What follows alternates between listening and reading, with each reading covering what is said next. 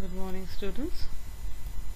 So in today's class we will be discussing the problems related to the calculation of time of supply, and we are into the third chapter, that is procedure and levy under GST. In yesterday's class we discussed how the time of supply can be calculated.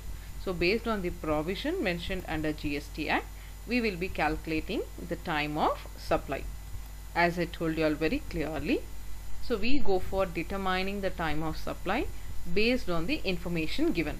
So the information will be related to date of invoice or the date of payment or the date of removal of goods. So based on these information, whichever has taken place first, whichever is earlier, on that particular date we consider the time of supply. So let us see the problems. Determine the time of supply of goods in the following situations with reasons. So here this is the problem. So here the three cases is been given. So information is related to date of removal, date of invoice, date of goods made available to recipient, date of receipt of payment. So all these four information is been given. So out of this four information, which is the exact time of supply or which date is considered as the time of supply, in each cases we need to find out. So as I told, I want you all to remember the provisions. So in the first case, if you see, the date of removal is 1st July, the date of invoice is 2nd July, date of goods made available to recipient is 3rd of July, date of receipt of payment is 5th of July. So first only we have already sent the goods, and then we have made a invoice, we have prepared our invoice, and the goods available date is the 3rd. So out of these four case situations, you have to see whichever has taken earlier, because the moment when I remove the goods from my place, I enter in my books of account. So from that time only the time of supply has started. So in the first case, the time of supply is the date of removal, that is the 1st July 2017, because the date of removal has taken prior to the date of invoice or date of payment or date of available to the recipient. In the first case, in the first situation, the time of supply is 1st July 2017. And when you come with the second case, so in the second case, when you check it out, 3rd July, date of removal, date of invoice 1st July, date of goods available 4th July, date of receipt of payment is 25th August. So in this we have to check out which has taken place first. So in this case, if you see the second situation, the time of supply is date of invoice, because the invoice is given first, then the goods is being removed, and then it is available, and at last the payment is been done. So hence in the second case, the date of invoice is considered as the time of supply, that is the 1st July of 2017. And in the third case, 4th August, again invoice also 4th August, available is 6th August, date of payment is 1st July. So here what has happened, first they have done the payment and then they have taken the goods, and even the invoice is done been later, but as soon as we receive the payment, that payment immediately it will be entered in our books of account. So with that particular date only we consider the time of supply as date of receipt of payment, that is 1st of July 2017. So in this way you need to analyze, you need to find out the time of supply. Please be very clear, whatever the information is been given, date of removal, invoice, whichever comes earlier, but you have to even check the payment, how much the payment is being done. Sometimes, as I told you all in the last class, if the payment exceeds ₹1000, then the provision will be different. So let us see the solution for this particular problem. When you come with the problem, so first we go for time of supply for the above case is discussed with the following table. So we need to give the reason also why this particular date is considered as the time of supply. So in the first case, the time of supply as we discussed is 1st July 2017. Since the invoice is not issued or on or before the date of removal, and the payment is received after the date of removal. Hence, the time of supply is a date of removal of goods. The second case also we found out the 1st July 2017 as the time of supply. The reason, time of supply is the date of issue of invoice.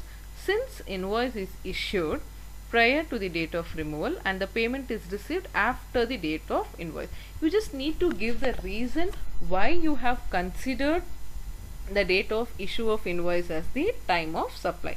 The reason you need to tell. You have to be very clear which one is done first, when the payment is been done. That reason you have to mention. In the third case again we found out as 1st July 2017, right? So in the previous, if you see the question for third case, 4th August, 4th August, 6th August and 1st July. First the date of payment is been done. So in the third case the date of supply will be 1st July 2017. Time of supply is date of receipt of payment, as invoice is issued after the date of receipt of payment. So in this way you need to write a table. So first you need to mention the time of supply, and with the reason also you have to state very clearly why that particular date is considered as the time of supply. And next let us see the another problem. So here, determine the time of supply of goods in case of the following independent cases in accordance with the provisions of GST Act 2017. In case supply does not involve movement of goods, that is, they have not given when it is been taken from the campus or from the factory. So in this particular case you need to check out. Date of invoice is 2/10/18. Date when goods available to recipient is 3/10. Date of receipt of payment is 15/11. So here if you see, first the date is been, invoice is been prepared, and then the goods is available. So before the payment the invoice is been given. So hence the time of supply is date of invoice, that is 2nd October 2018. And next in second case, date of invoice is 4th of October, available is 1st of October, date of receipt of payment is 25th November. So here first what happened, before preparing the invoice we have made sure the goods available to the recipient. So this has taken place first.